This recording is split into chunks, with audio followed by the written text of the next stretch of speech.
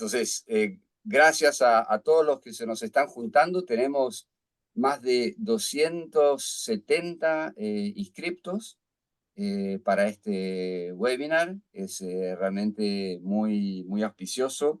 Hasta el momento tenemos 45 participantes actuales en la sala y muy probablemente se van a ir juntando otros, ya se está moviendo el número para más gente.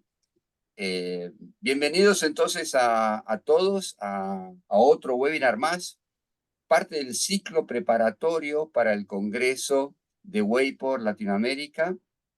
Es el Congreso número 11 que se va a llevar a cabo en Florianópolis, en el sur de Brasil, los días 28 a 30 de abril de 2025. Tenemos abierta la recepción de propuestas de abstracts y de pósters para todos aquellos que quieran participar, y con una agenda increíble que incluye obviamente el tema que nos reúne hoy, los temas que nos reúnen hoy sobre el deterioro o las amenazas a la democracia que vienen de tanto la polarización política como de la emergencia de liderazgos populistas y de electores que apoyan obviamente a esa opción. Tenemos hoy con nosotros tres experts en estos temas, lo cual nos va a enriquecer, además de poder preparar el terreno rumbo al Congreso de abril del 2025. Va a poder animar el debate ya a partir de ahora, así como pretendemos hacerlo, lo estuvimos haciendo con webinars anteriores y pretendemos hacerlo en diciembre con otro webinar que ya va a ser circulado, vinculado a las explicaciones políticas para la diferencia, las brechas entre predicciones electorales y resultados electorales, y seguiremos el próximo año con otro webinar sobre desinformación e inteligencia artificial. Quisiera agradecerles entonces a Rodolfo Sarfield, a Jennifer McCoy, a Cristóbal Rovira, a Ryan Carlin, que también es parte del consejo directivo de Waypor Latinoamérica y que va a estar cuidando de todo el debate posterior a las presentaciones. Cada expert va a tener 15 minutos para poder presentar su abordaje sobre el tema, y después abriremos entonces para preguntas y respuestas. Las preguntas las pueden ir compartiendo por la función de preguntas Q&A o por el chat, lo que les sea más práctico. Ya tenemos 58 participantes, además de los panelistas. Y quería agradecerle también muy especialmente a nuestro patrocinador, Datasets, que es el representante de Dublo Survey2Go, que es un proveedor de soluciones para la recolección de datos, que nos acompaña desde el 2023 y que permite la realización de muchos de estos eventos. Nuevamente, les doy la bienvenida y brevemente explicarles cómo vamos a seguir. La idea de reunir estos tres especialistas en función tanto de la vigencia de estos temas, como una serie de preguntas que están todo el tiempo presentes en nuestra agenda, ¿no? ¿Cuál es el vínculo entre polarización, populismo y regresión autoritaria? ¿Qué estrategias pueden desafiar con éxito a los populistas polarizadores? ¿Qué preguntas quedan por responder en este aspecto? Como por ejemplo, ¿estamos frente a una nueva ola de populismo de extrema derecha? ¿Estamos repitiendo en América Latina procesos que parecen haberse consolidado en Europa? ¿Qué explica el éxito electoral de figuras de ultraderecha en América Latina? Y para responder a alguna de estas preguntas, entonces convocamos a tres de los mejores especialistas en este campo. Rodolfo Sarfield va a estar enfocando inicialmente más en el tema de la psicología política de la polarización afectiva en Argentina y México. Jennifer McCoy va a estar profundizando sobre la pregunta cómo desafiar a los populistas polarizantes, y Cristóbal Rovira Calvácer va a estar enfocando en la derecha populista radical y hasta qué punto podemos decir que se ha consolidado en América Latina como un actor político clave. Rodolfo es profesor asociado en la Universidad Autónoma de Querétaro, becario de la Fundación Carolina y profesor visitante de la Universidad Complutense de Madrid. Es miembro de Way por América Latina, autor de numerosos artículos en journals y periódicos científicos, y tales como Latin American Politics y Society, Comparative Political Studies, la propia revista latinoamericana de opinión pública de Way por Latinoamérica, la revista internacional de investigación de opinión pública, el International Journal for Public Opinion Research. Fue también director de proyectos para el BID, Fundación William and Floria Hewlett y la Fundación MacArthur, además de consultor del PNUD. Jennifer McCoy es profesora de Ciencias Políticas en la Georgia State University y académica no residente en el Carnegie Endowment for International Peace. También es investigadora afiliada en el Instituto de Democracia de la Universidad Centroeuropea de Budapest. Fue nombrada becaria Andrew Carnegie del 2024 hasta el 2026, lo que financiará un proyecto sobre la mitigación de la polarización perniciosa a través de la educación cívica. Y actualmente está trabajando en 2 libros: The Polarizing Politics, Preventing and Overcoming Pernicious Polarization, y en coautoría con Murat Sommer, Opposition Strategies to Fight Autocratization. Cristóbal Rovira Calvácer es profesor titular del Instituto de Ciencia Política de la Pontificia Universidad Católica de Chile, investigador asociado del Centro de Estudios de Conflicto y Cohesión Social, el COES, y director del Laboratorio para el Estudio de la Ultraderecha, Ultralab. Realizó su doctorado en la Universidad de Humboldt de Berlín y su postdoctorado en Nuffield College de la Universidad de Oxford y el Social Science Research Center de Berlín. Sus trabajos también han sido publicados en numerosos journals y periódicos científicos, tales como Government Opposition, Journal of Language and Politics, Party Politics, European Political Science Review, Political Studies, Journal of Latin American Studies, entre otros. Entonces, realmente somos privilegiados de poder escuchar a 3 figuras estelares de este campo. Y sin más para decirles, además de nuevamente muchas gracias, les cedo la palabra a Rodolfo y comenzamos entonces nuestro webinar. Muchas gracias.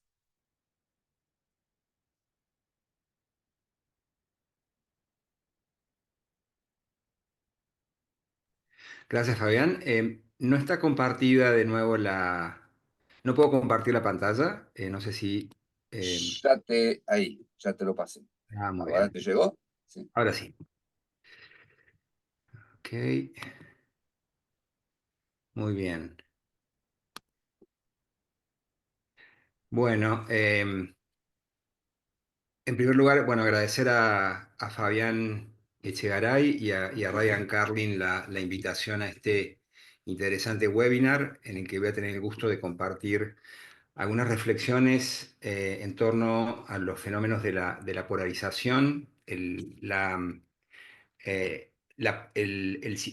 populismo y la derecha extrema en América Latina y otras regiones del mundo. Em, el título de mi presentación es, el título y el eje de mi presentación es la psicología política de la polarización afectiva. Me centro para eso en los 2 casos en los que he trabajado en los últimos años, que son Argentina y México. Y con esto me interesa indagar las bases cognitivas eh, que están detrás de la llamada polarización afectiva, en el marco de un conjunto de distintos adjetivos que se le han asignado a la polarización, tal como polarización política, polarización societal, polarización populista, polarización geográfica. Incluso hay algunos autores que hablan de este concepto, para fundamentalmente trabajar con las 2 dimensiones de polarización que más, digamos, más han sido estudiadas en la literatura, particularmente en la literatura de los Estados Unidos, aunque ahora hay una creciente un creciente, una creciente, digamos, trabajo en Europa y en nuestra región, que son la polarización ideológica y la polarización afectiva. Eh, Como por polarización ideológica, digamos, siguiendo el seminal trabajo de Fiorina, entre muchos otros, eh, vamos a entender, creo que hay un relativo consenso en la literatura sobre esta forma de polarización, eh, cuando hay una gran distancia espacial en términos de preferencias de políticas públicas entre los partidos y o entre los votantes, ¿sí? Eh, por lo que por polarización afectiva entendemos la distribución de preferencias en los extremos en términos de diferentes dimensiones de políticas públicas, incluida, por cierto, pero no reducida a la dimensión izquierda-derecha.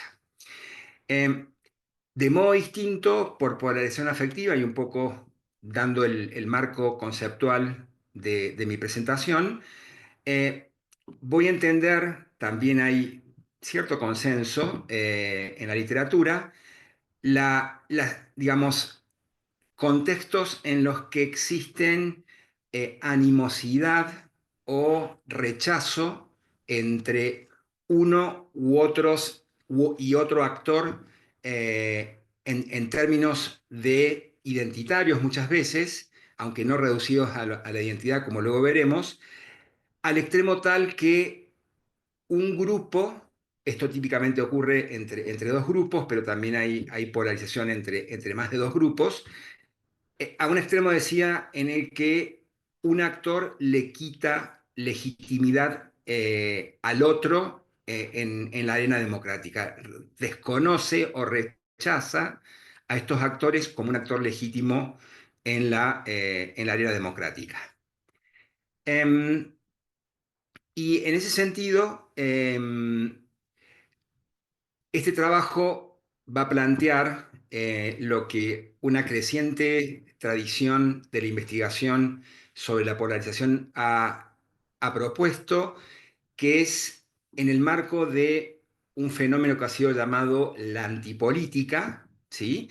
Perdón, las anti-identidades o las anti-identities, la idea de que un aspecto importante del concepto de polarización afectiva es el de una polarización afectiva negativa, es decir, más que la existencia de identidad o afinidad o simpatía hacia el propio grupo, al mismo tiempo que rechazo, animosidad u hostilidad hacia otro grupo, lo que predomina en América Latina es lo segundo. Hay más un rechazo, hay más una hostilidad o ausencia de tolerancia hacia el otro actor que afinidad hacia el actor con el que los votantes se sienten identificados, ¿no?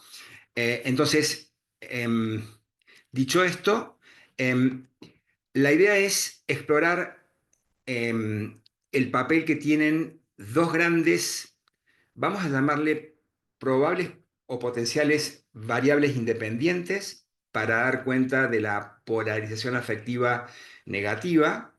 Eh, Uno es lo que algunos autores han llamado, digamos, el relato, la narrativa populista, storytelling en inglés, y por storytelling o por narrativa o relato nos referimos a el arte de contar una historia en donde una serie de, digamos, personajes y otros aspectos son, digamos, utilizados por los líderes en general en la política, pero particularmente por los líderes populistas, buscando promover un particular punto de vista o valores.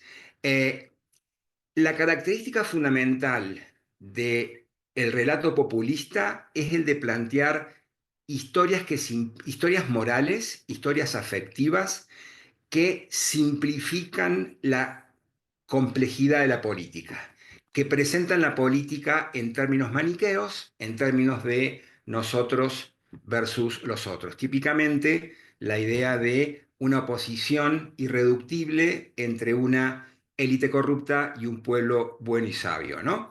Eh, Estas historias que simplifican la realidad compleja de la política producen, en su momento, digamos, y además de modo intencional, polarización afectiva. Entonces, una de las variables independientes que voy a presentar es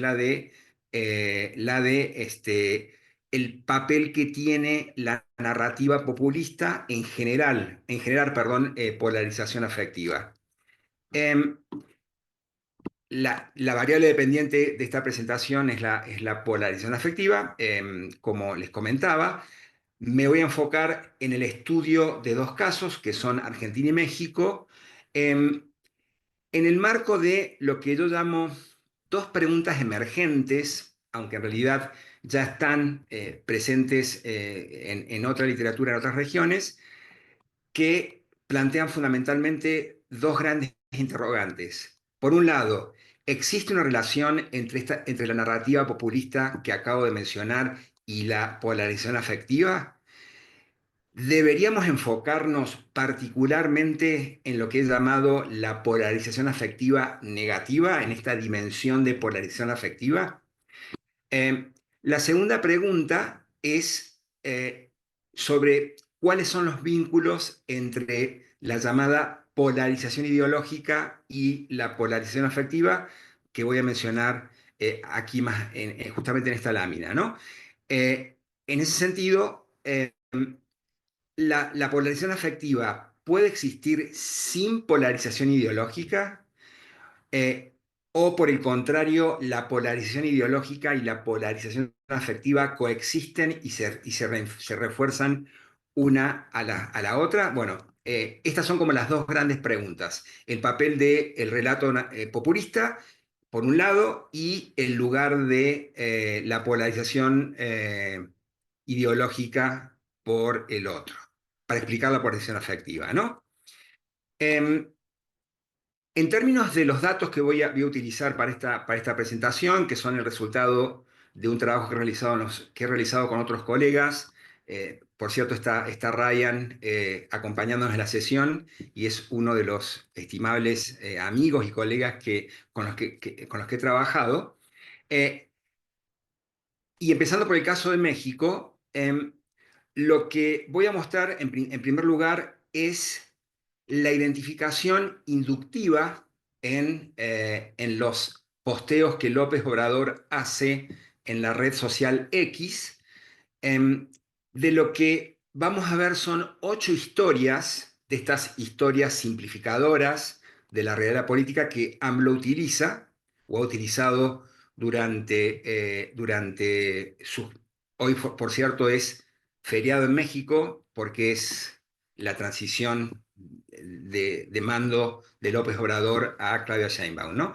Bueno, vamos a ver que en las historias, en los relatos de López Obrador, encontramos estas 8 historias, ¿no? Advocando a favor del pueblo, la definición de democracia o la concepción de democracia como democracia directa, la idea de que las élites son corruptas y explotadoras del pueblo, la idea de, digamos, de excluir a los otros, cierta visión conspirativas en donde determinados actores se unen en contra de lo que López Obrador llama el pueblo, invocar, digamos, el corazón, el heartland, es una palabra de difícil traducción, pero es la idea de que hay una especie como de identidad originaria que es realmente mexicana en este caso, frente a otras identidades emergentes que no son de verdad mexicanas, perdón.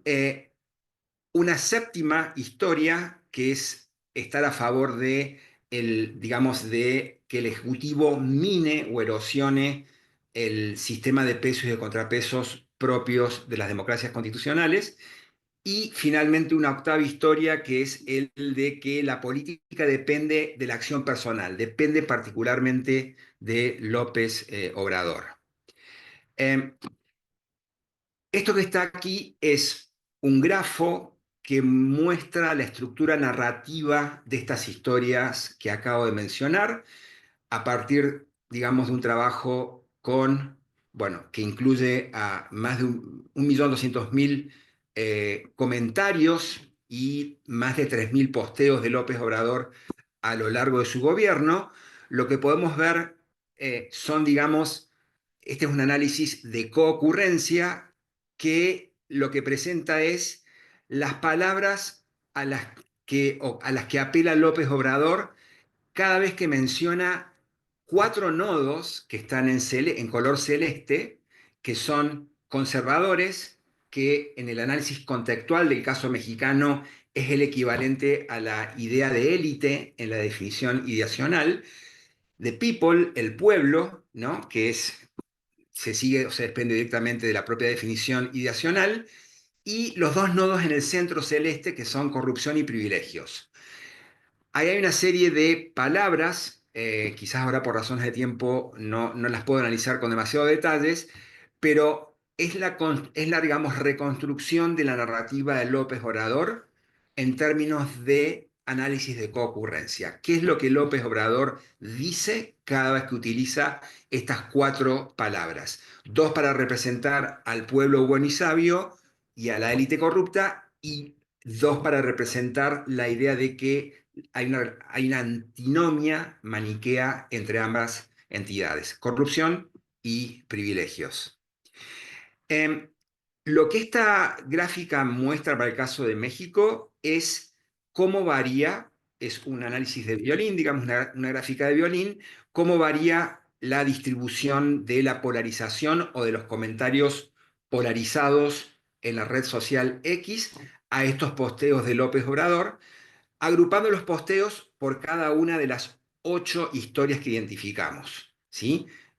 Abajo en el eje de las X pueden ver las 8 historias y la distribución, la panza de los violines y la distribución de las medias y de los casos extremos, digamos, es diferente, lo cual sugiere una relación entre cada historia y el nivel de polarización que produce. Eh, Esta es una prueba clásica, digamos, más estadística, es una prueba ANOVA que nos habla de una diferencia P estadísticamente significativa, lo cual sugiere que hay diferencias entre los niveles de polarización afectiva o de polarización afectiva negativa, para ser más precisos, frente a cada una de las 8 historias. Lo que está aquí, que es, digamos, la misma técnica cualitativa de análisis de los datos que vimos en la otra gráfica anterior, es el tipo de palabras que más se mencionan en los comentarios frente a las 8 grandes historias que López Obrador permanentemente, digamos, utiliza en sus relatos, en su narrativa en la red social Twitter. Aquí pueden ver en color naranja las 8 historias de las que les hablaba: historia conspirativa, digamos, por ejemplo, élites corruptas y explotadoras, etc.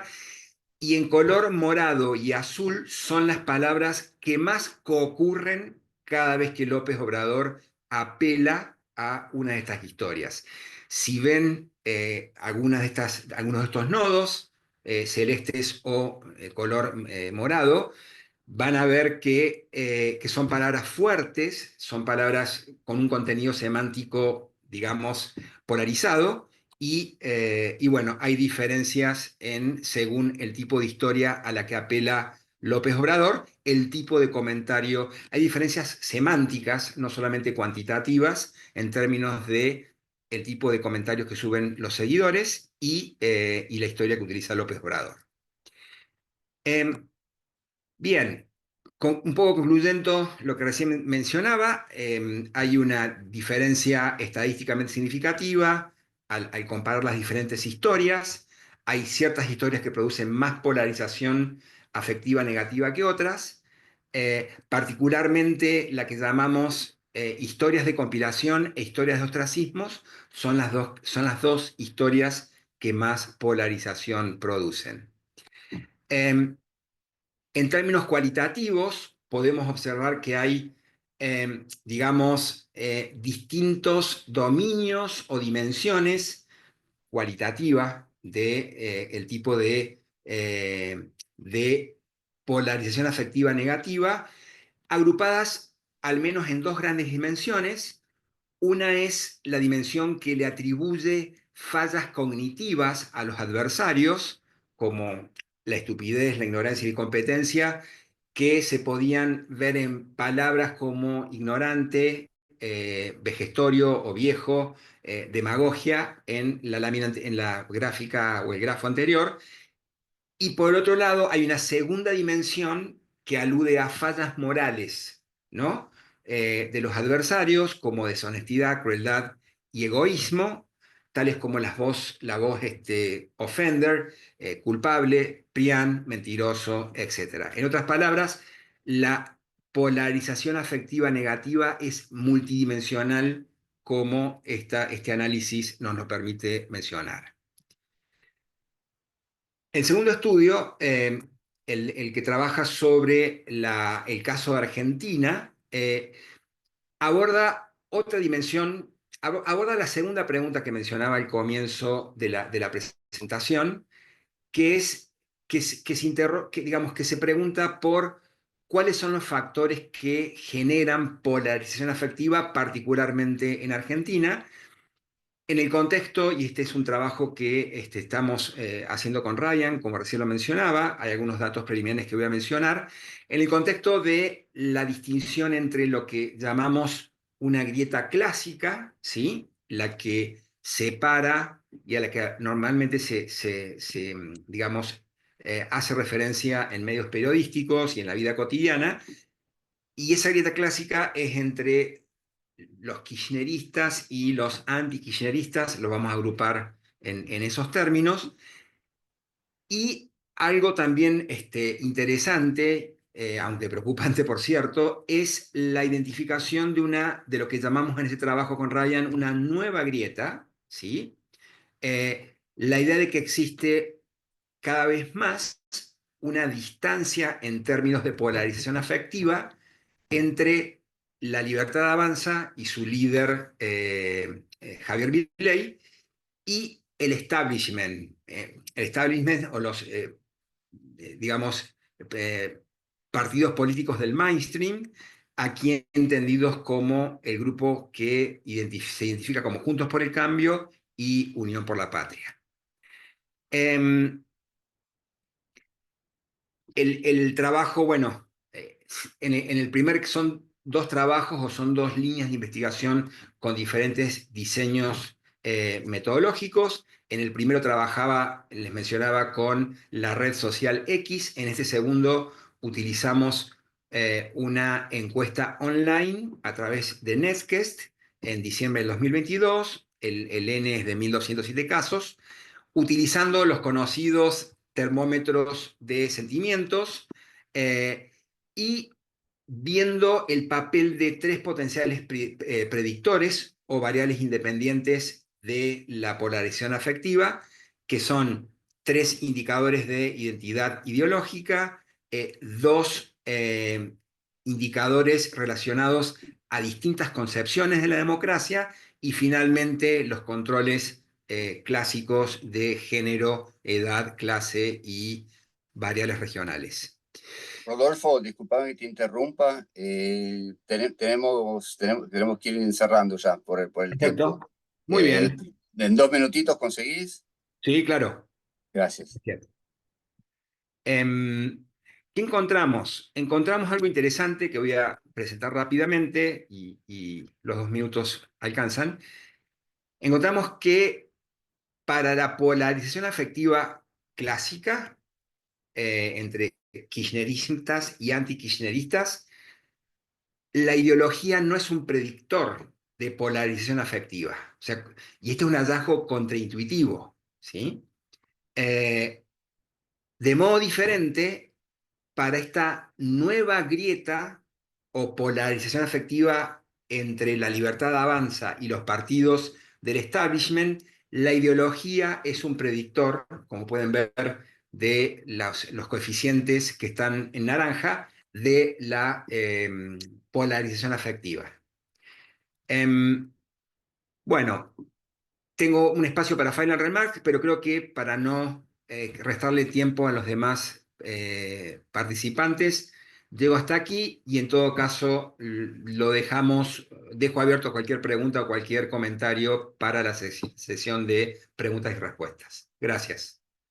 Muchísimas gracias, Rodolfo. Y bueno, ideal forma de introducir el tema ya con ejemplos muy concretos. Te voy a decir pedir si podés pasarme el host, así después.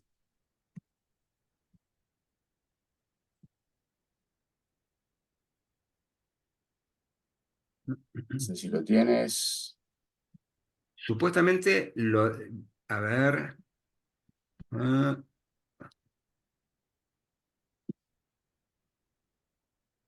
Supuestamente debería estar pasado ya, ¿eh?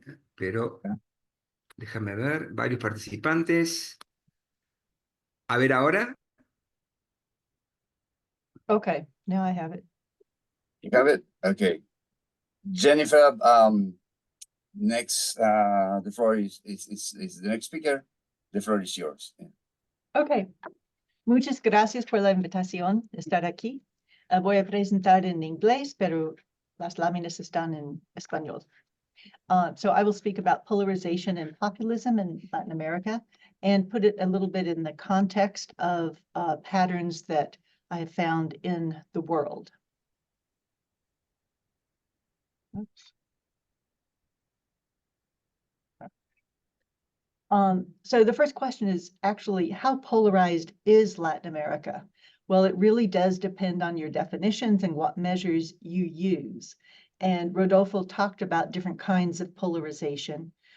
There's a lot of variation in the region, so it's hard to generalize, and it really does depend on the country, the degree of democratic backsliding, and what are the historic cleavages. But to show you generally with some VDEM data from that's the Varieties of Democracy Institute in Sweden, their variable polarization in the society which is actually is closer to ideological polarization or ideas, issue polarization, and that Rodolfo talked about. And you can see that basically it's rising in most of the regions, had been rising in the 2010s, in the decade. A little bit of decline in some regions, but generally Latin America higher than the world average, which is the dashed line at the bottom. In terms of political polarization, which is what I work on more, which is really based on identities, it's closer to the affective polarization that Rodolfo was analyzing. You can see here really a large increase, particularly again in the last decade across the region. So when I talk about polarization, what I'm concerned about is pernicious polarization. And this is a concept that I've developed with my co-author from Turkey, Murat Somer. It's a different perspective, whereas most of the ideological and affective polarization studies are looking at individuals at the individual level and doing surveys to measure it. We're looking at the systemic level or the national level. And we're also looking at it as a process. And what we identify are these characteristics listed here. So I will not read them all, you can read them.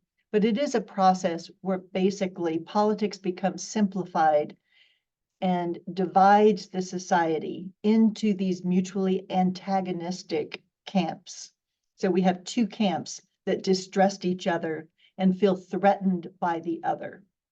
And it is negative for democracy because this mutual threat makes people more willing to then sacrifice democratic principles in order to keep the other, the enemy, out of power.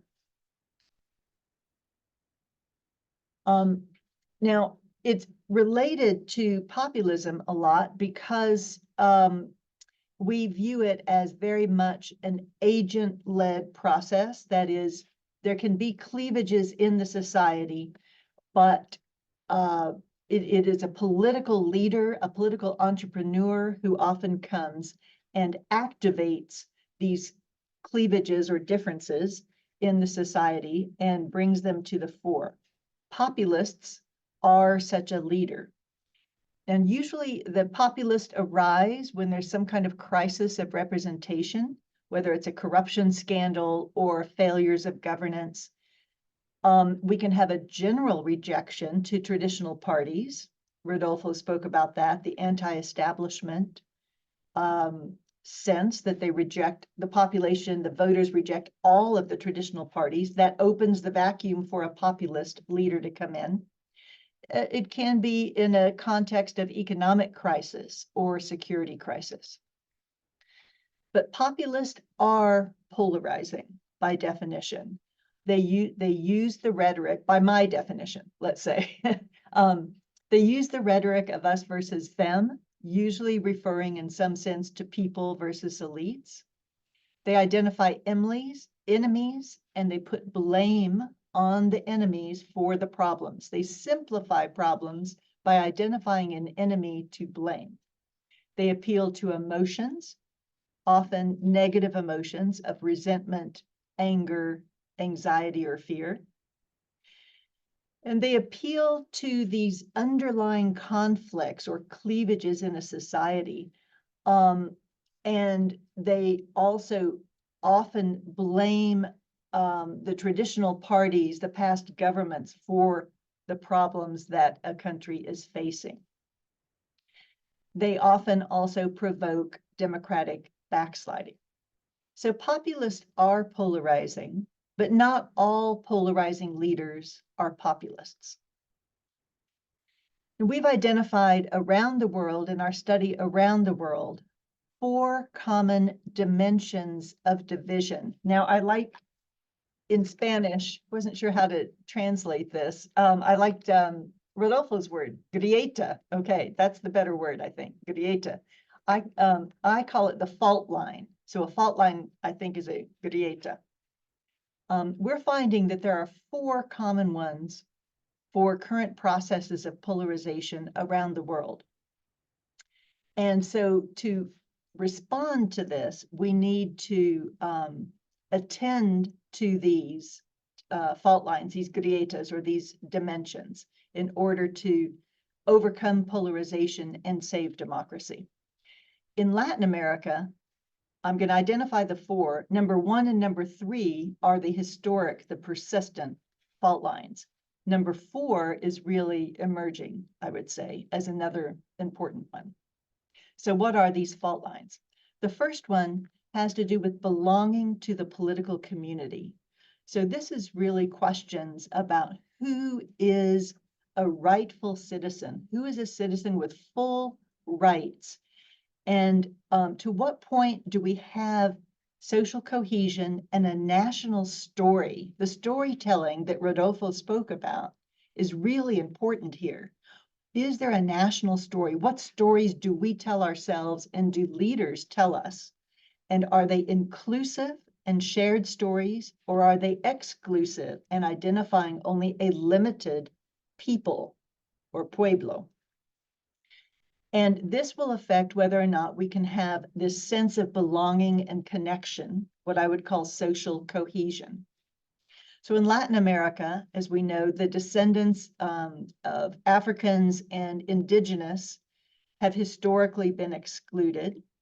We also have new exclusions with new values, particularly when trying to give rights, inclusive rights for LGBTQ and for women. These have proven to be very polarizing in Latin America, as in much of the rest of the world.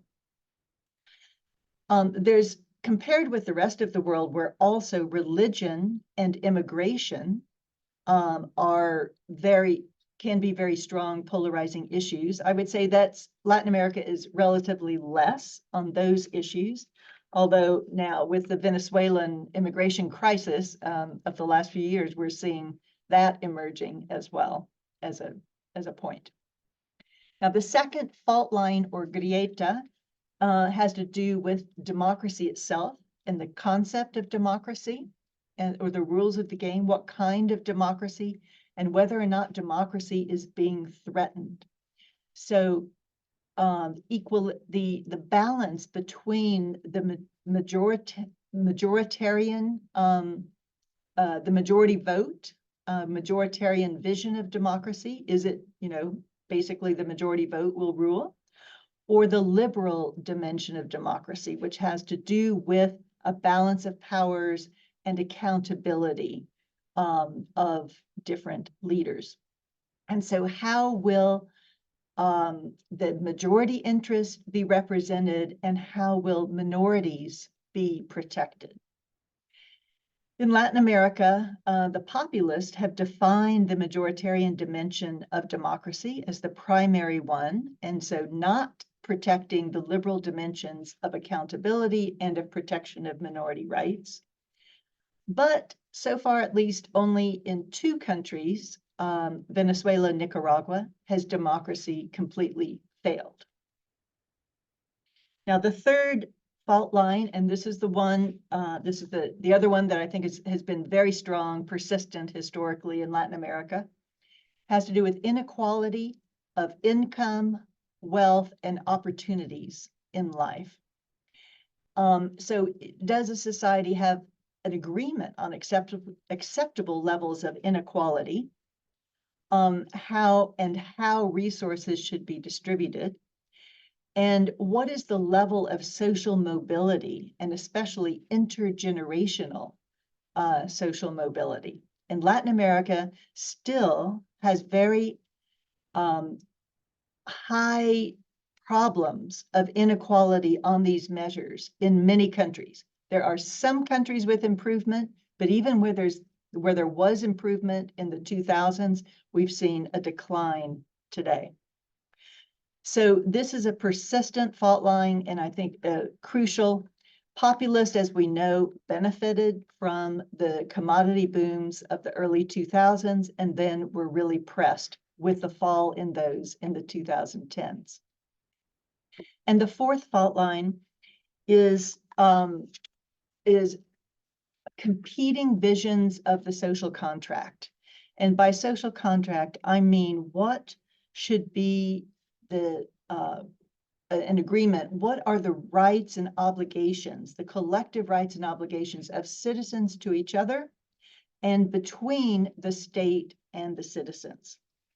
So in Latin America, right now, I would say the biggest competing vision of the social contract has to do with the law and order, the security, the personal security issues, and the trade-offs between liberties and security. So how is polarization expressed in Latin America? Unlike many other countries, it's not so much partisan polarization in many of the countries in Latin America, because party identification, adhesion to parties is low, and there's a lot of voter volatility between parties. And so instead, what we see in some countries are very strong movements pro or anti a leader, just like pro and anti AMLO or pro and anti Kirchnerismo that Rodolfo talked about. Of course, we see this with Chavismo, Bolsonaro, Fujimorismo, Correísmo, Morales. And then we have the movements as well, pro and anti movement, petistas, peronistas, apristas over time. But a third kind of basis of polarization has to do with these anti-establishment feelings or anti-identity. But here, I view this as somewhat different than polarization, because here we have groups that are against a vague, group of political actors without bonding to a group. They don't have an in-group. and they don't have a specific outgroup, they have a general rejection. I would call that more a crisis of representation than a polarization with two poles, because we don't identify two poles in that sense. So we've seen this in Chile, for example. Here again is where populists often come in to fill the vacuum. So what do we do? What do we do? In my last couple of minutes, I will say that first, to prevent or to recover from a polarizing populist, political actors, political parties, and leaders have to address the failures of governance and address the grievances. So first, strengthening political parties is really critical throughout the region. Revitalizing unions is critical as well, and investing in social policies and development policies, investing in the population, finding democratic solutions to crime rather than, the Bukele solution, and reinforcing institutions of accountability. Now, if the populist is in power, what do oppositions do? Well, we learn a lot of lessons from Venezuelan opposition attempts over the last 2 decades, over the last 25 years. A lot of failures and some successes, but organizing, mobilizing, and consolidating, anchoring the parties in the society is really critical. Forming broad coalitions, electoral coalitions, uniting in pro-democracy platforms is very important, like Lula did recently in Brazil. But it also has to present a vision for how these opposition challengers will provide for the people, will address the real legitimate grievances. So it's not just being pro-democracy, because that can be too abstract, really, to motivate people often, and they need specific visions. And obviously it's got to look toward the future and cannot just look toward the past. And it cannot just be anti-incumbent, but providing the alternative. And finally, recognizing, acknowledging errors of the past. If there are traditional political actors trying to make a comeback, acknowledging the mistakes of the past is really helpful, as well as focusing again on the future. Thank you. Muchísimas gracias, Jennifer, no solo por describir el problema, pero también apuntar algunos caminos de salida y alternativas de redireccionamiento del problema. Quería insistir con la invitación a todos los 97 participantes que tenemos en la sala para que nos manden por el Q&A preguntas, puede ser para los 3 panelistas como para algún panelista en particular. Así que los invito de nuevo a que utilicen esa herramienta mientras ahora lo escuchamos a Cristóbal. Cristóbal, una vez más, muchísimas gracias por haberte reunido a esta discusión y la palabra es tuya. Genial, muchas gracias. Déjenme poner esto en tamaño más grande. Bueno, muchas gracias Fabián y Ryan por la invitación para estar el día de hoy acá presente, y es un gusto también compartir con Jennifer y con Rodolfo este espacio. Como ustedes pueden ver, la presentación que yo voy a hacer guarda relación con el fenómeno de la ultraderecha en América Latina, que como todos ustedes saben es un fenómeno relativamente reciente, a diferencia de lo que sabemos sobre todo en el mundo de Europa, donde desde hace mucho rato tenemos el surgimiento y crecimiento de fuerzas de ultraderecha de distinto tipo. Lo que a mí me interesa hacer en la presentación del día de hoy es fundamentalmente 4 puntos. Voy a partir muy brevemente con algo de conceptualización, cómo es que en la política comparada, sobre todo la literatura de Europa, se aplican los conceptos de derecha, ultraderecha y distintos tipos de ultraderecha. Y yo creo que eso es importante para tratar de comprender hasta qué punto podemos utilizar esa conceptualización en América Latina y qué cuidados tenemos que tener al respecto. En segundo lugar, voy a tratar de aplicar esa conceptualización para el contexto latinoamericano, y aquí me voy a basar en algunos estudios recientes que he realizado en conjunto con varios colegas, y por lo tanto aquí les voy a hacer como una suerte de pincelazo de información que tenemos tanto respecto a las ideas que desarrolla la ultraderecha en América Latina como sus votantes. Y si estoy bien de tiempo, voy a hablar algo de las causas, por qué pareciera ser de que hoy en día está creciendo la ultraderecha, y también algo sobre las consecuencias. Me voy entonces al primer punto. Si nosotros queremos partir hablando de ultraderecha, tenemos que partir con la categoría más abstracta, que es hacer la distinción entre derecha e izquierda. La literatura lo que nos enseña, siguiendo la clásica conceptualización de Norberto Bobbio, es que la distinción entre derecha e izquierda tiene que ver con una cuestión básica, y es si es que nosotros creemos que las desigualdades son vistas como naturales y como difíciles o imposibles de erradicar, vamos a pensar de que es alguien que está más bien en el mundo de la derecha. Y lo que es importante de considerar es que esas desigualdades pueden ser de naturaleza socioeconómica o sociocultural, o a veces pueden estar combinadas. Si es que nosotros hacemos un zoom al mundo de la derecha, que asume que las desigualdades son naturales y difíciles de erradicar, vamos a encontrar normalmente dos subtipos de derecha, que es lo que vamos a llamar la derecha convencional versus la ultraderecha. Y la distinción se sustenta en dos principios básicos. La primera es hasta qué punto esas ideas de derecha que se defienden son realmente radicales o si son más bien moderadas. Pero existe un segundo criterio que es tanto más importante que el anterior, y es la relación con el sistema democrático. Y lo que sabemos es que los actores de derecha convencional respetan la democracia liberal, mientras que los actores de la ultraderecha tienen una relación ambivalente, ahí utilizando los conceptos de Juan Linz, es una relación más bien de semi-lealtad o de deslealtad hacia la democracia liberal. Y por último, también se hace una distinción entre dos tipos de ultraderecha, que es lo que se llama la derecha extrema y la derecha populista radical. En términos muy simples, la derecha extrema se plantea como autoritaria, son actores que van a decir que si ganan las elecciones lo que quieren hacer es cerrar el espacio político, y sabemos que ese tipo de derecha en general hoy en día ha venido desapareciendo del espacio electoral. En gran medida porque, como todos consideramos que la democracia es un valor, es muy difícil que actores autoritarios puedan obtener votos. Un partido fascista, como podría ser Amanecer Dorado en Grecia, sería un ejemplo de derecha extrema. En cambio, la derecha populista radical se plantea nominalmente como democrática, pero en la práctica sabemos que termina erosionando el sistema democrático.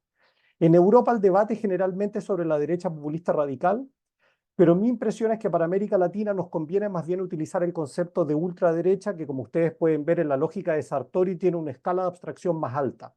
El motivo de esto es que hacer la distinción entre derecha populista radical y extrema derecha en el continente latinoamericano creo que es más complejo. Piensen ustedes en Jair Bolsonaro.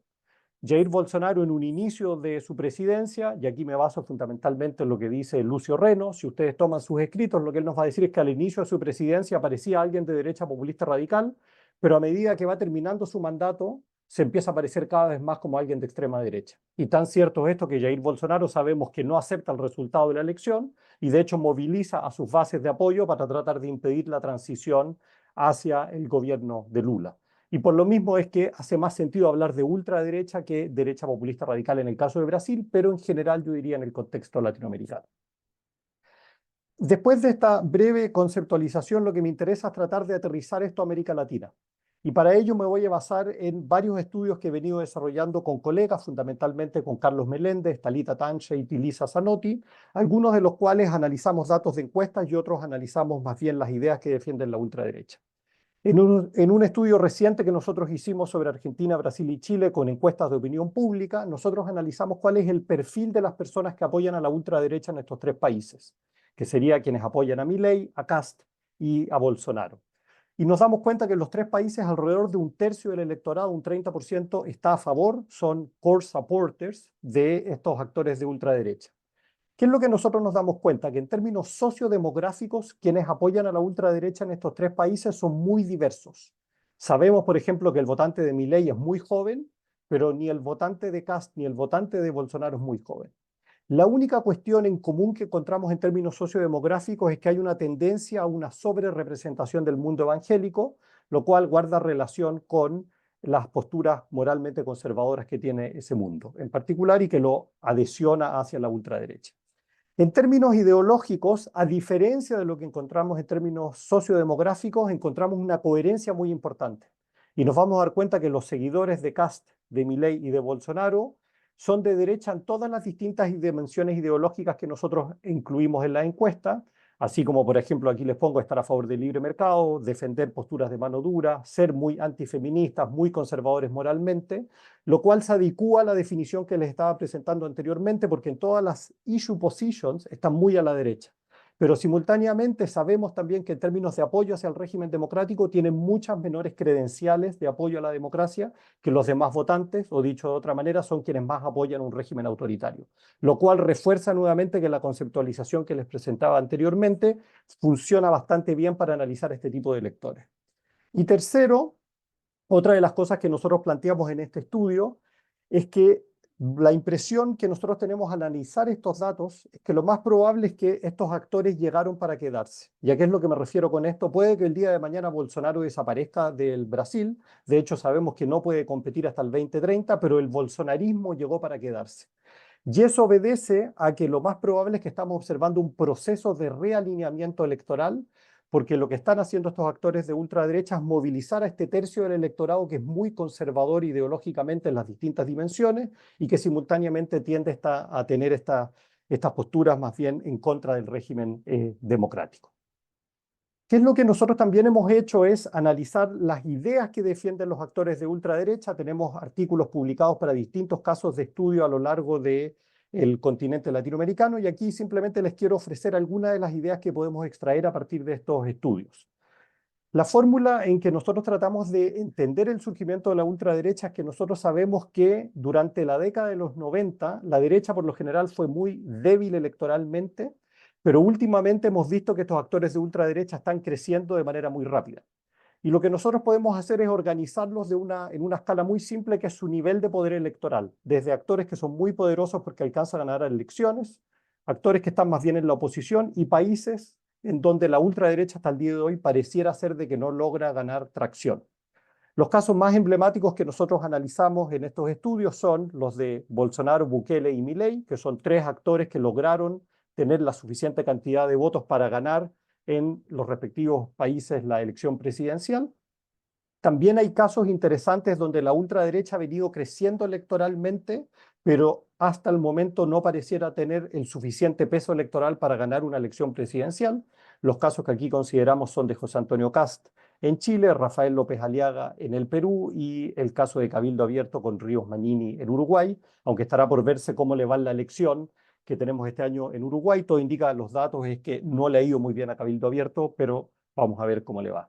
Y por último, hay dos países que nosotros incluimos en nuestros estudios donde la ultraderecha pareciera estar más bien ausente. Y aquí los artículos que nosotros incluimos son de Laura Gamboa de Colombia y de Rodrigo Castro Cornejo, donde ellos desarrollan un par de hipótesis respecto a por qué la ultraderecha pareciera ser que en estos países no está ahí presente, y si ustedes quieren más adelante en la conversación podemos discutir a esos casos.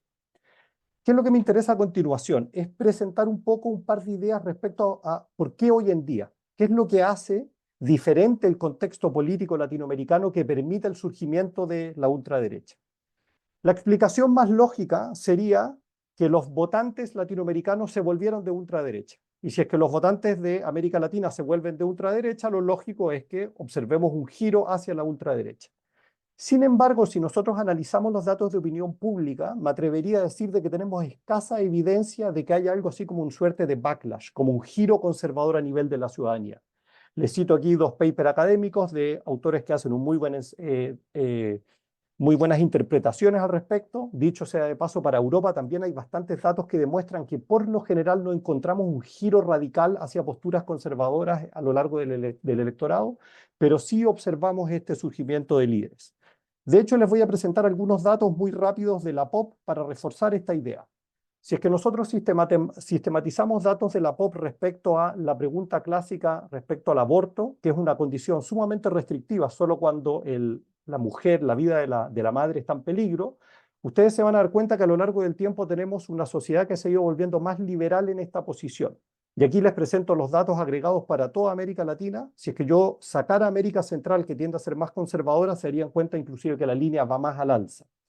Si es que nosotros preguntamos como la pregunta por el matrimonio igualitario, vamos a ver que los números son bajos, pero simultáneamente vemos un alza, que la ciudadanía latinoamericana pareciera ser que se está volviendo más liberal y no más conservadora.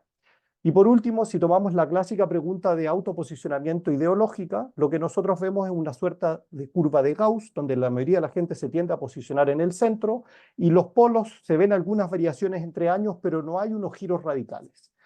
Por lo tanto, tenemos que tratar de buscar interpretaciones alternativas que vayan más allá de la postura o la hipótesis más obvia, y es que no creo que haya este giro conservador desde la ciudadanía, sino que tenemos que buscar otro tipo de explicaciones.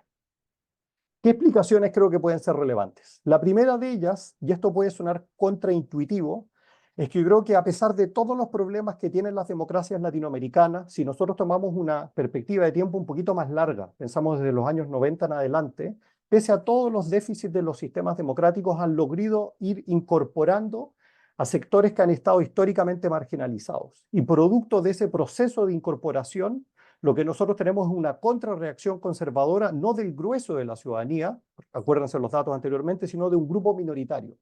Creo que donde mejor se puede ver esto es en temas de género, donde las sociedades latinoamericanas han ido incorporando de mejor manera a las mujeres en posiciones políticas, por ejemplo, y en general la población está a favor de ello, pero tenemos un backlash que está reducido a un segmento del electorado. En segundo lugar, yo creo que no podemos entender el éxito de la ultraderecha si es que no tomamos en consideración que parte de ese éxito obedece a un castigo a los incumbentes, y muchos de esos incumbentes son de centroizquierda. Yo creo que nosotros no entendemos el éxito de Bolsonaro sin entender el escándalo de corrupción masivo que hubo en Brasil antes del surgimiento de Bolsonaro, así como tampoco podemos entender el voto a Milei sin entender un voto a castigo hacia el peronismo. Y eso en parte explica también el éxito de esta ultraderecha.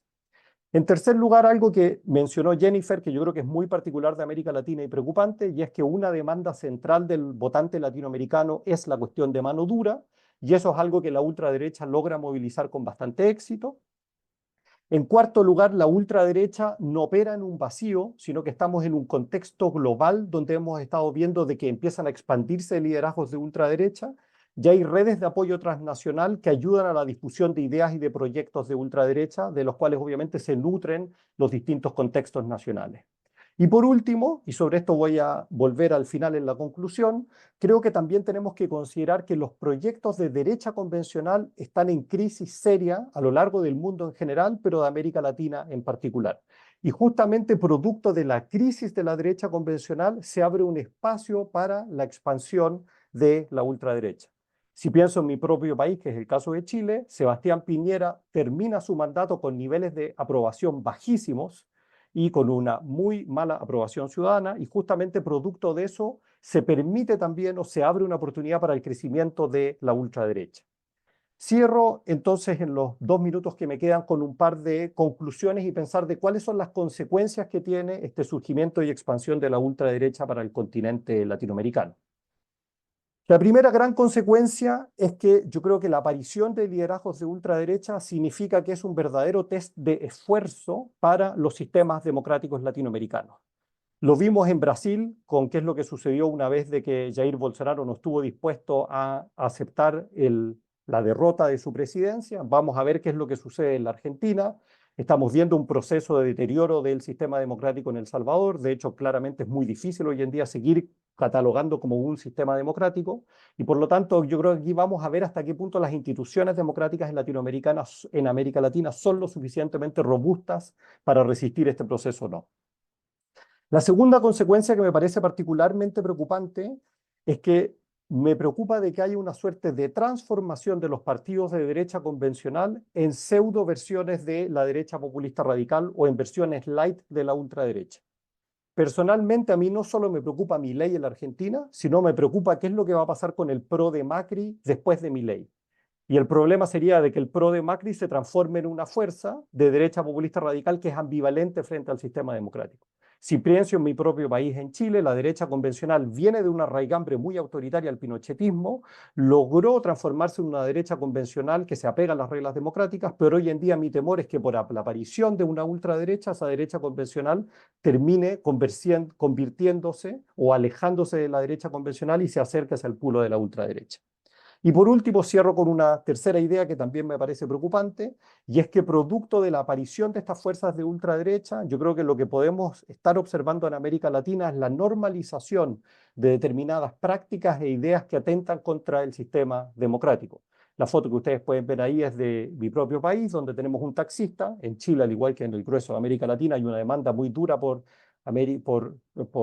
seguridad ciudadana, y lo que ustedes pueden ver ahí es que dice que lo que necesitamos en Chile son más Nayib Bukeles y que todos los demás políticos en el fondo en realidad no son verdaderos políticos. O sea, una demanda muy fuerte de mano dura. Y justamente estos liderazgos de ultraderecha presionan por esto y hacen que este tipo de ideas se puedan terminar volviendo más convencionales en la sociedad.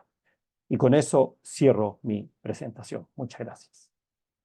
Muchísimas gracias, Cristóbal, por esta radiografía estupenda y ese contraste entre los valores de la sociedad y hasta qué punto nos habla de un fenómeno coherente o con más facetas de lo que imaginábamos. Nuevamente les agradezco a los tres expositores y me gustaría ahora pasarle la batuta y agradecerle también a Ryan Carlin, quien es un miembro del consejo de Way por Latinoamérica. Yo no conseguí cambiar mi nombre ahí en la ventanita que aparece, pero bueno, soy Fabián Echegaray, actual presidente de Way por Latinoamérica.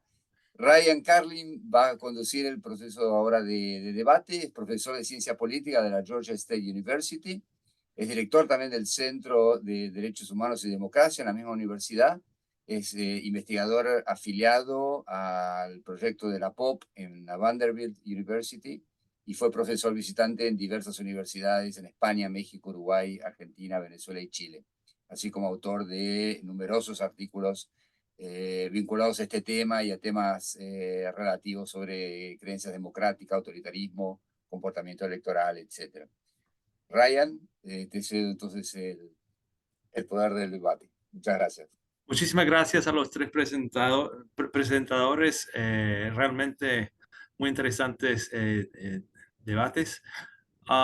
También yo quisiera pedirles a los asistentes que me mandara por el Q&A. Más preguntas, tenemos 4 ahí y esperamos unos más. Arrancamos por el primero que dice un asistente anónimo. ¿Qué piensan los tres expositores del populismo peculiar de Milei, basado no en un nativismo antiinmigrante y estadista y favorable a ciertos grupos no electos, generalmente los militares o los empresarios nacionales, sino en la defensa globalizadora de valores y intereses universales, abstractos y antiestadistas? Si es un nuevo tipo de populismo, un nuevo animal político. Y por otro lado, cuánto que la antigua recomendación de Torcuato Di Tella, que la inestabilidad latinoamericana de los años 50 hasta los 80 se debía a la ausencia de una derecha organizada, hoy en parte no se consagra con estos populismos y en definitiva termina teniendo un papel funcional a pesar de la cosmética antisistema. ¿Quién quiere responder primero?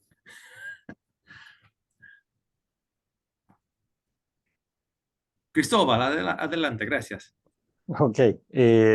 Parto quizás, yo creo que hay 2 preguntas en uno y trato de ser lo más rápido posible. Respecto a Milei y cómo clasificarlo, si se recuerdan un poco la taxonomía que yo presenté, a mi juicio Milei cataloga muy bien como un ejemplo de ultraderecha. Yo creo que más bien dentro de los universos de la ultraderecha, que si ustedes se recuerdan, está la derecha populista radical y la extrema derecha. Yo pienso que es más bien un ejemplo de derecha populista radical. Yo creo que aquí la salvedad que hay que tener es que cuando se habla de derecha populista radical, yo creo que los énfasis en las agendas pueden ir diferenciándose entre los distintos actores. Si ustedes piensan en Bukele, Bukele en general en el tema de Estado-mercado no tiene una posición muy clara, mientras que en el caso de Milei sí lo que vemos es que al ser libertario a ultranza es muy neoliberal, lo cual hace a ambos de derecha populista radical, pero en términos de los issue positions hay diferencia. Lo que los hace populistas a ambos es que, citando también, como decía Rodolfo, el tipo de discurso y retórica que van a desarrollar es muy similar, donde hay una élite que es perversa, que es corrupta, son anticasta, por así decirlo, y ellos claramente representan al pueblo. Pero el tipo de issues que politizan, hay diferencias entre ellos, y ambos mantienen una relación muy tensionada contra el sistema democrático. Y sobre la segunda pregunta me parece muy relevante, y eso es uno de los puntos que yo trataba de enfatizar hacia el final de mi presentación. Para que un sistema democrático funcione de manera adecuada, nosotros necesitamos partidos de derecha convencional, partidos que logren movilizar a votantes que son de derecha y que se apeguen a las reglas del sistema democrático.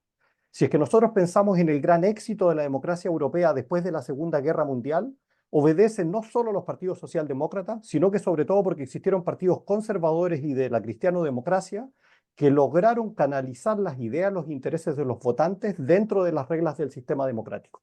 Yo creo que uno de los problemas que históricamente ha tenido América Latina y que hoy en día se está reforzando es que esos partidos de derecha convencional están desapareciendo, o piensen nuevamente en el caso de Argentina, están siendo fagocitados por la ultraderecha. Por eso insisto, ¿qué es lo que va a pasar en Argentina después de Milei? A mí lo que me asusta fundamentalmente es que el PRO desaparezca o que el PRO se transforme en una suerte de ultraderecha light. A mí lo que me asusta de José Antonio Kast no es solo él y el Partido Republicano, sino que el impacto que tiene sobre la derecha convencional. Muchas gracias. Rodolfo o Jennifer, ¿quieren opinar? Jennifer, sí. Sí, solamente para añadir, porque estoy de acuerdo con todo lo que dijo Cristóbal, que lo que yo veo con Milei y con los otros mundiales en común es esto de antifeminismo. Esto es muy de estos movimientos, es muy fuerte el anti-mujer, los temas. Y segundo es la preocupación que yo tengo también de lo que dijo Cristóbal, qué pasa después, qué pasa con los derechos que son más mainstream. Esto podemos ver en Europa también, que ya están haciendo su far right light, como dijiste, esto Cristóbal, esto de versión, Ersatzversión. Esto me preocupa también. Gracias. Gracias, Jennifer. Rodolfo, ¿algo? Sí, gracias, Ryan. Bueno, creo que lo que mencionaba Cristóbal particularmente es una respuesta muy completa a la pregunta. Y ciertamente comparto con él y con lo que decía también Jennifer, el peligro de que digamos, la extrema derecha, aunque en la versión de Milei sea más parecida a a una derecha populista, digamos, incluya o absorba en la dimensión izquierda-derecha a la derecha más moderada del PRO, ¿no? Creo que ese es un peligro que en Argentina particularmente es muy claro. Muchas gracias. Aquí tenemos una pregunta para Jennifer que dice, does the social media and the storytelling play a key role in polarizing populism? Yes, but I wouldn't blame it only on social media. Storytelling, definitely, because it is telling a particular story about who are the people, who are the citizens, and what is the story, the history of the nation. Often looking backwards, if we're talking about more right-wing populist, but it's interesting that even left, particularly Hugo Chavez, looked back a lot to the past and to past battles of, the wars, and Simón Bolívar was a big part of his. In terms of the technology, though, I want to emphasize it's not just social media, but also the early days of Correa, of Chavez, using the radio for the key thing is direct connection to the voters, bypassing traditional professional media as the interpreters, but going directly to the voters. But it's not just social media. It was especially radio and to some extent television once they got control of the public stations and even some private stations. Gracias, Jennifer. Para Rodolfo, una pregunta también de Juan Gilardo. Dice, ¿considera que hay algún patrón generalizado en la polarización afectiva presente en México y Argentina? ¿O cuáles serían las principales diferencias? Me parece que lo que comparten ambas expresiones de polarización afectiva es el carácter de estar más apoyada en lo que yo llamaba la dimensión negativa de la polarización afectiva. Esto es el rechazo, la hostilidad, el desconocer como un actor legítimo de la arena democrática al otro grupo, al que están en la otra, digamos, en el otro grupo, en el otro partido político. Creo que en eso hay similitudes entre la polarización afectiva en México y la polarización afectiva en Argentina. Y algo que quizás, bueno, no hemos mencionado tampoco porque no fue un tema tocado por las presentaciones en particular, es el hecho de cierta tendencia de un movimiento originalmente de izquierda, como es Morena, el partido Morena de López Obrador, a tener ciertas posturas de rechazo a la democracia representativa, de rechazo al sistema de pesos y contrapesos.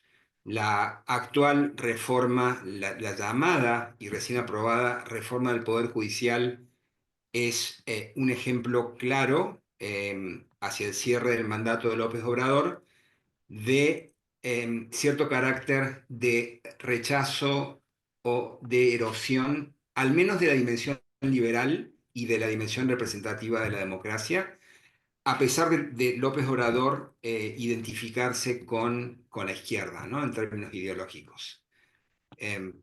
Como para introducir también la posibilidad de que haya cierto carácter antidemocrático, desafortunadamente, en este caso, de un actor autoidentificado con la izquierda, ¿no? Muchas gracias, Rodolfo.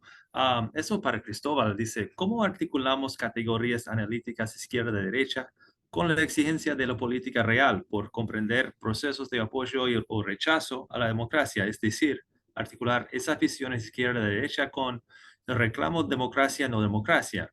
¿No resultaría muy reduccionista en la comprensión de los procesos políticos reales?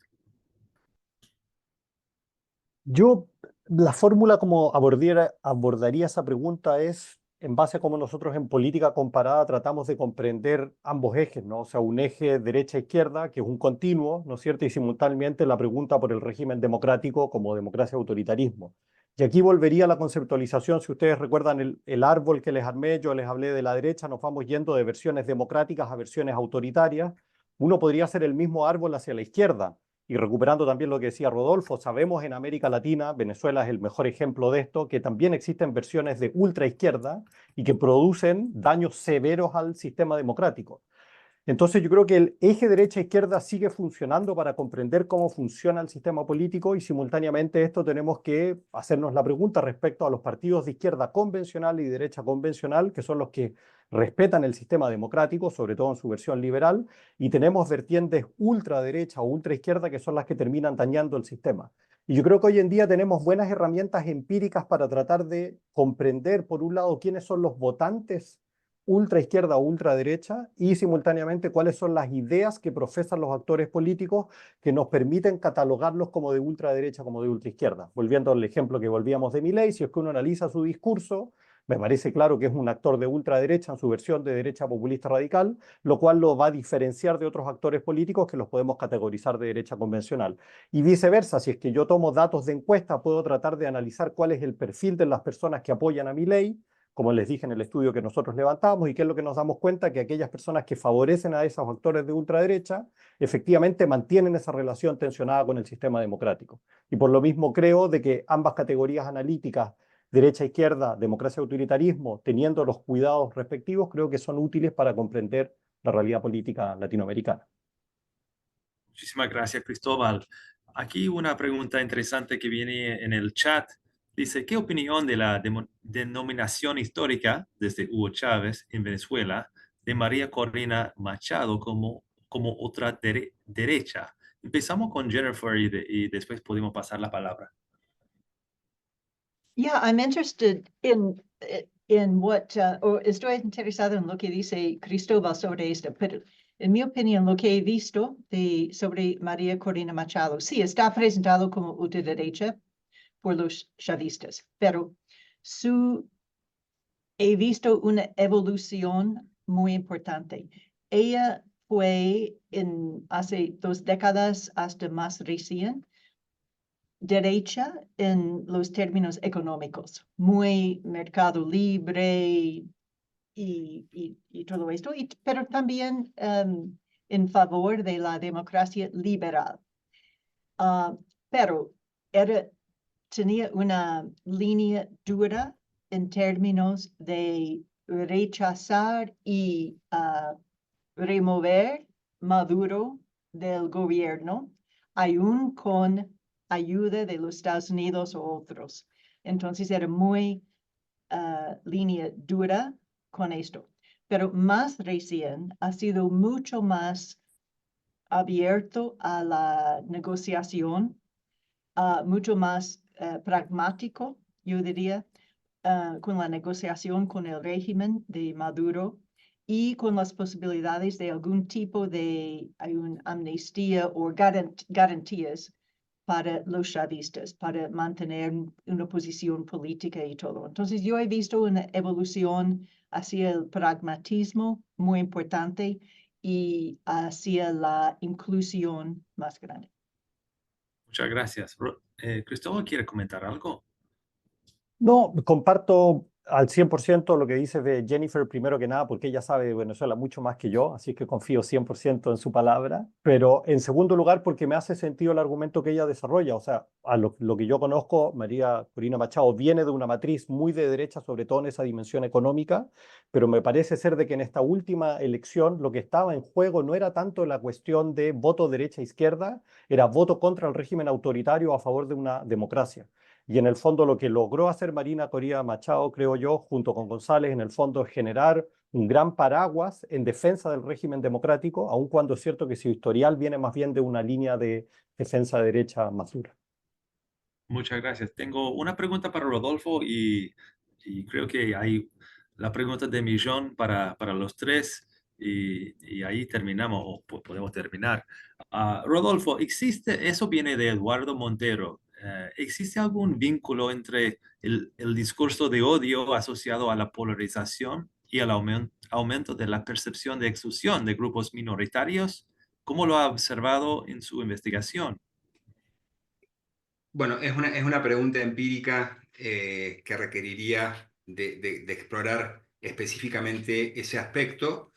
Digo, la teoría sociológica, lo mencionó también Cristóbal, plantearía que en la medida en que hay mayor inclusión social, hay menos lugar para posturas antisistémicas o posturas en contra de la democracia. Allí también tomaría la precaución sobre la que nos advertía Cristóbal, que es que izquierda, derecha y democracia, autoritarismo son dos dimensiones ortogonales, es decir, hay 4 celdas, hay 4 posibles combinaciones a modo tipología.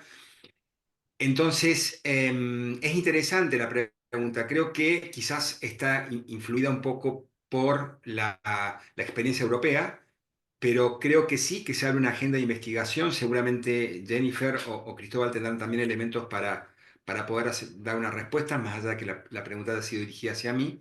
Es una agenda de investigación que habría que trabajar en el futuro. Muchas gracias. Eso para cualquier de los tres. Eso viene de Carolina Segovia. Muchas gracias ahí en el Q&A. Ella dice, parece ser un tema común en las 3 presentaciones la centralidad del rol de las élites políticas en la generación de polarización, backsliding, extremas derechas. Sin negar la relevancia de esos actores, podría ser también relevante observar cómo estos procesos tienen también fuentes individuales. Por ende, ¿qué importancia asignan a, por ejemplo, la importancia de la forma en que se desarrollan y fortalecen, cambian las identidades políticas? ¿Quién va primero? I can go. Okay, Jennifer, Um, thanks. Yeah, I emphasize, or no, mejor en español, ¿no? Yo enfatizo el papel de los élites porque me parece que manejan y manipulan la agenda política y también por la fortaleza de los señales de los élites, elite cues, hacia la opinión pública. Pero claramente hay una interacción entre estos. Entonces, no es solamente una dirección de top-down, claramente. Y importa lo que son los grievances, las quejas en la sociedad, cuáles son las históricas clivajes en la sociedad. Pero también lo que me importa es un proyecto que estoy empezando ahora, es cómo se desarrollan los valores democráticos y sociales en la sociedad y cuál es el papel de la educación cívica. Y esto tiene mucho que ver con el tema del contrato social que mencioné. Me parece muy importante esto, no solamente cuáles son los derechos de los ciudadanos, pero las obligaciones de los ciudadanos. Entonces, esto me parece muy importante. Claramente, cómo se forman las identidades políticas también, pero como esto es menos fuerte en América Latina, estoy pensando más en estos temas más globales y valores más globales. Gracias, Jennifer. Cristóbal, Sí, quizás solo para reforzar un poco lo que decía Jennifer, esto es claramente como la pregunta del huevo o la gallina, ¿qué es lo que viene primero? Las élites en el fondo que empiezan a politizar una determinada cuestión y generan una identidad, o existe una identidad en un estado de latencia que las élites logran canalizar. Y yo creo que son ambas cosas que van de la mano y los datos que nosotros tenemos reflejan un poco ello. Y por eso, como les decía, en base a los datos de opinión pública que yo he recogido para Argentina, Brasil y Chile, una de las cosas que más nos llamó la atención era lo que yo les dije, que los votantes de Kast, Milei y Bolsonaro, aun cuando sociodemográficamente son muy diferentes, ideológicamente son idénticos. Y esto nos refleja que existe un bolsón de electores que no es menor, es un 25, un 30% del electorado que programáticamente es muy coherente. Y ahora lo que tenemos son élites que les hablan a esos electores y que los están movilizando y generan una identidad. A mí lo que me preocupa, como les decía, es de que esas élites que les hablan simultáneamente tienen contacto con las otras élites. Recuérdense ustedes que Milei hace toda su campaña hablando brutalidades en contra de la derecha convencional, y la derecha convencional argentina se demora 24 horas para juntarse y adherir a ese programa político. Entonces ahí es donde yo creo que también radica una responsabilidad de las élites, sobre todo porque esas derechas convencionales desaparecen o están dispuestas a terminar apoyando estos proyectos de ultraderecha. Y por lo mismo, para cerrar, yo creo que es el rol de las élites y de las identidades, hay que estudiarlo como una interacción. gracias. Rodolfo, ¿quisieras agregar algo? No, en la misma dirección de Jennifer y de Cristóbal, ciertamente la dirección de la relación causal puede plantearse más a modo de interacción de identidades latentes que entre los ciudadanos que las élites activan. Y bueno, al menos en lo que al caso mexicano se refiere, en los trabajos que presentaba junto con otros que también se están desarrollando en este mismo momento, hay elementos para pensar que determinados frames, digamos, determinados relatos, en el caso de López Obrador en México, activan predisposiciones que probablemente, como mencionaba Cristóbal, eran latentes y que hoy se manifiestan en términos activos de polarización afectiva negativa, ¿no? Muchas gracias, Rodolfo.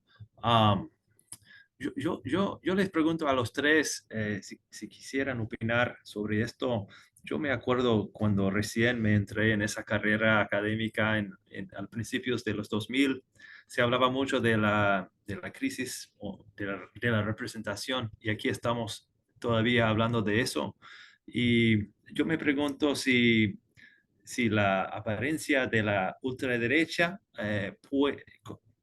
Cristóbal dice que está teniendo un efecto de realineamiento, y quisiera saber si ustedes piensan que a lo largo eso es eso va a ayudar a dar más forma a esos sistemas partidarios y a lo largo, digo, a mejorar la representación política democrática en América Latina.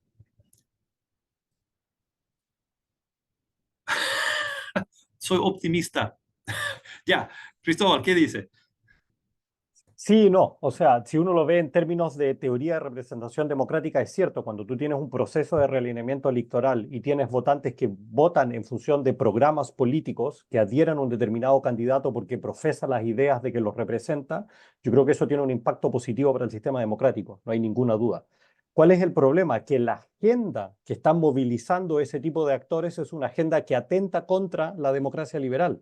Entonces, tiene un impacto positivo en el sentido de que logras movilizar a votantes porque voten por issues programáticos, lo cual es bueno, es lo que siempre nos enseñan en ciencia política, pero si es que esa agenda tiene como costo un concepto de democracia muy iliberal que atenta contra el mismo sistema, puede terminar siendo contraproducente. Y por eso es que vuelvo al tema de la derecha convencional. Si es que nosotros tuviésemos sistemas parlamentarios, imaginémonos por un segundo, esa ultraderecha está relegada a un 25-30% del Parlamento y tiene que formar una coalición con otros actores. Y lo que yo esperaría es que esos otros actores sean los que moderen, que es un poco lo que funciona en Europa. Pero en América Latina, como tenemos segundas vueltas electorales, ¿qué es lo que pasa? De que esos actores terminan entrando a la arena política, conquistan el poder ejecutivo y simultáneamente estamos viendo que la derecha convencional muchas veces le cede su poder o está dispuesta a formar las coaliciones. Gracias, de acuerdo. Este es el problema. Ok. Hubo una pregunta aquí que quería, con que quería terminar. Discúlpenme un minutito. Que hablaba un poco más de la... disculpen.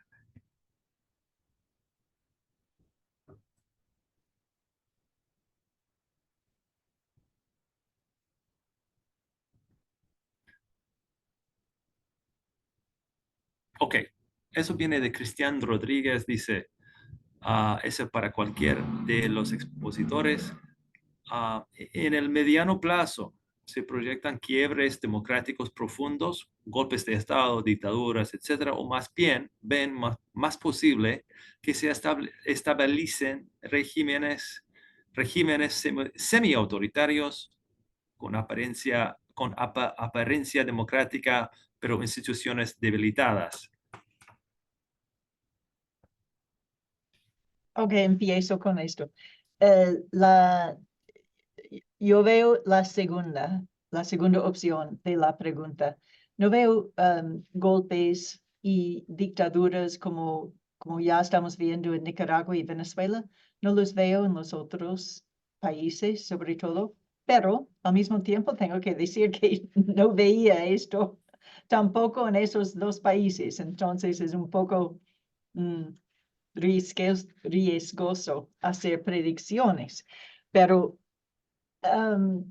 como en los Estados Unidos, no veo una quiebra tampoco, pero sí mucha inestabilidad, en América Latina sobre todo, puede ser semi-autoritarios, como ya vemos en El Salvador, tal vez en otros países.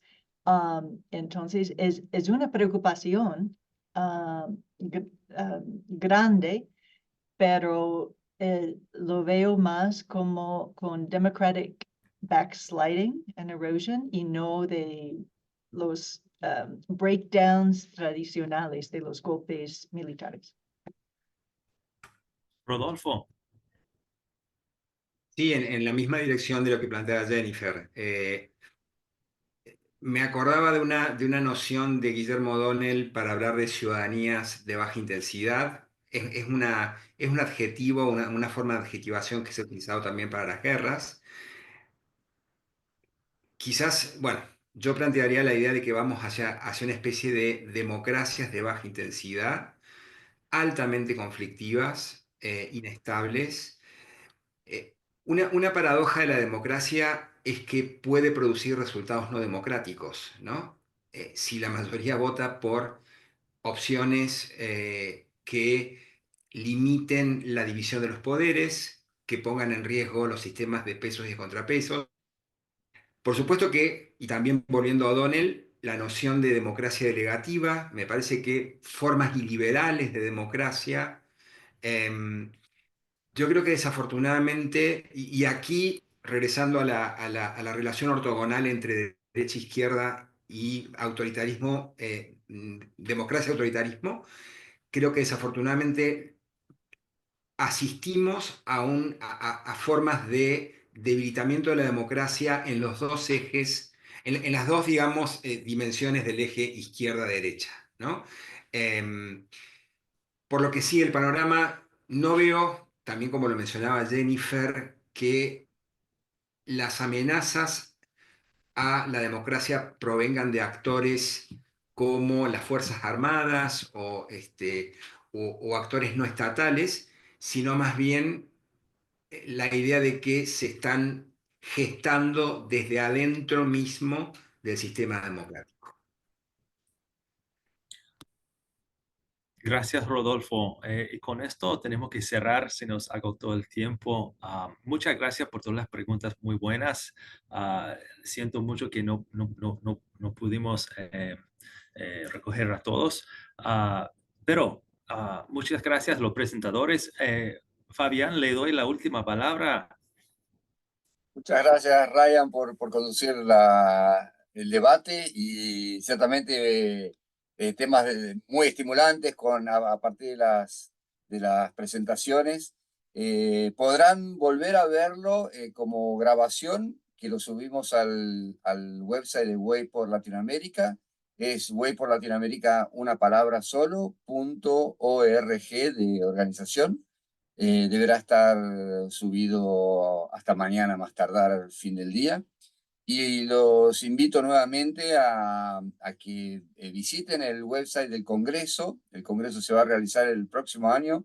Hay tiempo todavía para mandar papers o propuestas de papers o propuestas de abstracts.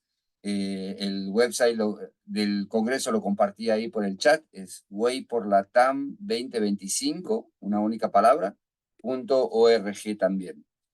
Y bueno, agradecerles nuevamente a los tres excelentes invitados que tuvimos.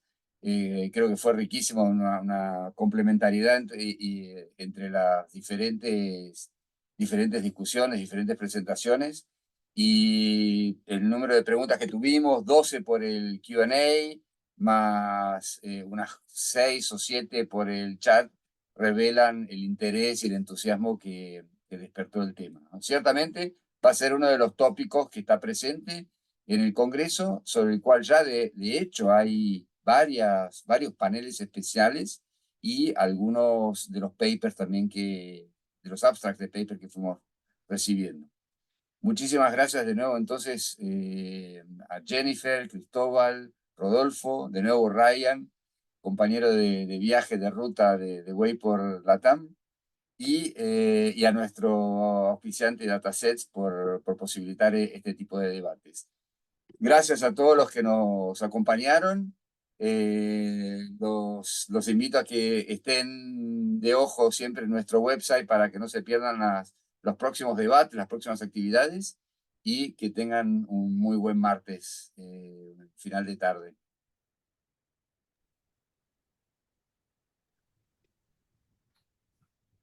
Gracias a todos. Nos vemos. Gracias, Cristóbal. Gracias. Gracias, Rodolfo. Jennifer. Chao. Congratulations.